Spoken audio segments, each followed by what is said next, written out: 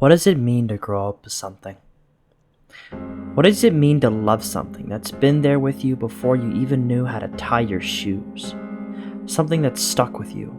Something that taught you how to laugh, how to cry, how to hate, how to love. And suddenly, without any warning, that thing is taken from you. All the things that it means to you now mean nothing. Like going home to find your girlfriend taking backshots from a 6'5" guy named Dante. Like figuring out that Jerry Seinfeld is a pedophile. Like losing. Losing something that was a part of you. That's how I felt after witnessing the latest installment of my favorite franchise. The franchise that I love. The franchise that I thought I loved. But why? How did this happen? How could such a beautiful thing be so tainted, discarded, butchered? Let's rewind. Let's see why this broke me.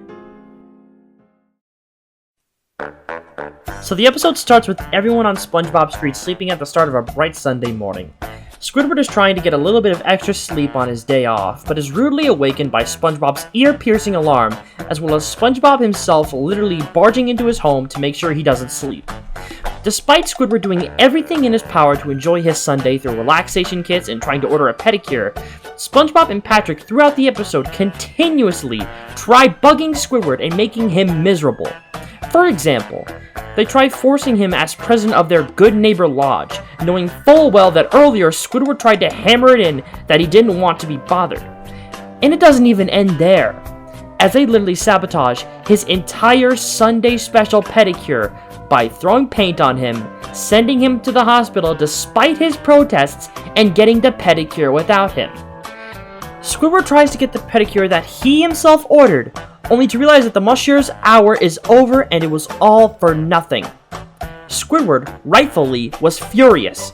He kicked SpongeBob and Patrick out, telling them to never bother him again and take their Good Neighbor Lodge with them.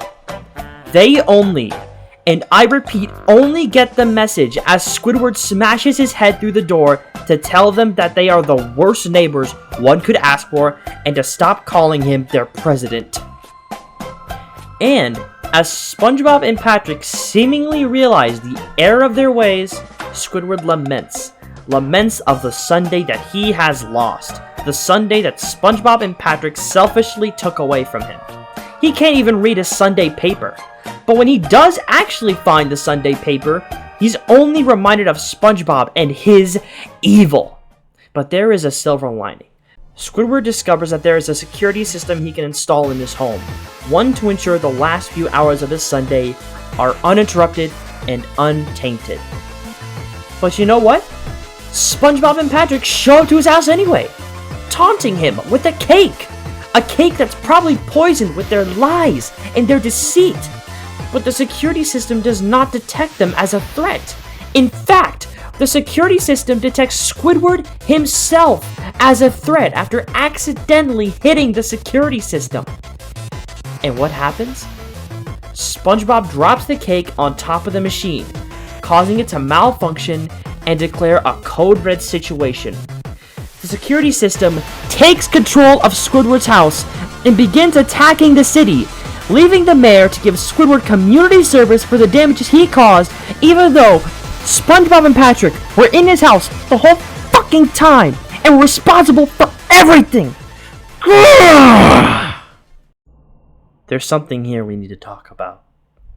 The absolute character assassination of Squidward's house. So, you're telling me that Squidward's house, the same house that has defied all of SpongeBob's antics, plankton bursting through the walls, being literally destroyed time and time again and getting attacked by the Flying Dutchman himself, gets mind controlled by a malfunctioning security system?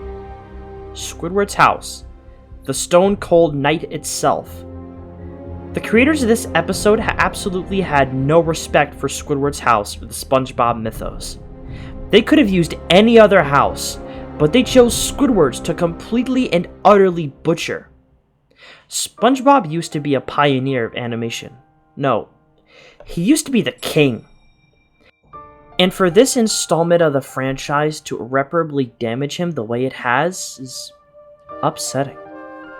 I had high hopes for Season 4. I didn't want to believe the leaks when I first heard them. But now that it's out, and now that all of it has turned out to be true, I'm just left with a bittersweet feeling. Like losing love, like heartbreak. Good Neighbors was an experience I genuinely wish to forget. I never thought I would see a SpongeBob episode that made me feel this empty. And I never thought I would see such hostile discourse surrounding it that makes interacting with the fandom so insufferable. And I don't see myself talking about this franchise anymore. Not when it's become this. So when the next installment of SpongeBob SquarePants hits television screens to audiences worldwide, you will not see me there. Season 4 has been out for like over a decade. This joke doesn't even work.